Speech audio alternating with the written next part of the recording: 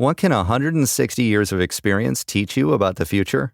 A lot, especially when it comes to protecting what matters. At Pacific Life, we've helped people and businesses confidently embrace the future with life insurance, retirement income, and employee benefits. With strategies built on strength and trust, and a promise to be here for you today and tomorrow. Ask a financial professional how Pacific Life can help you today. Pacific Life Insurance Company, Omaha, Nebraska, and in New York. Pacific Life and Annuity, Phoenix, Arizona.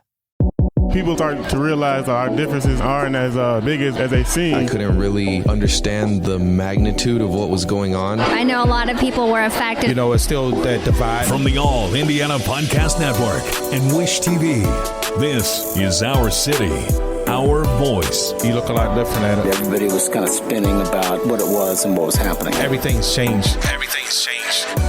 As the holiday season approaches, we're taking a closer look at one of Indianapolis's perhaps most pressing challenges, homelessness, especially this time of year. We welcome in Wish TV contributor Emil Ekiyor. Thank you for your time and talking about this very important issue. Thank you for having me. Absolutely. So let's start by, if we can, assessing the scope of homelessness here in Indianapolis. Yeah, so as we look at our city today, holiday time, you know, it's cold outside, and to imagine that 1,700 families and individuals are spending the night without a roof over their head or don't know where they're going to spend the night. It's really heartbreaking to see that and to go out in our city and see that happening right in Center Township. Right, this is in the city, not Marion County as a whole. 1,700, that's a really large number. Can you give us a sense for how that number has evolved recently? I mean, the cost of home ownership has jumped 46% in the last 5 years, and it affects everybody. I mean, if you can imagine, we have seniors that are trying to live off $18,000 a year, and within that having to pay rent, so they can't even afford to do that anymore. So when we see that happening and has continued to happen in the last 5 years, it has a drastic effect on our community. You talk about a vulnerable population. Part of that would be kids in that population and seniors as well.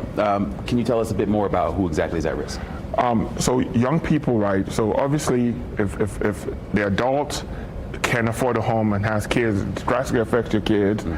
So we see young people are living in this situation and are drastically affected. It affects their attendance in school. It affects behavior in school. So we're seeing this, and this is becoming a big problem in our city.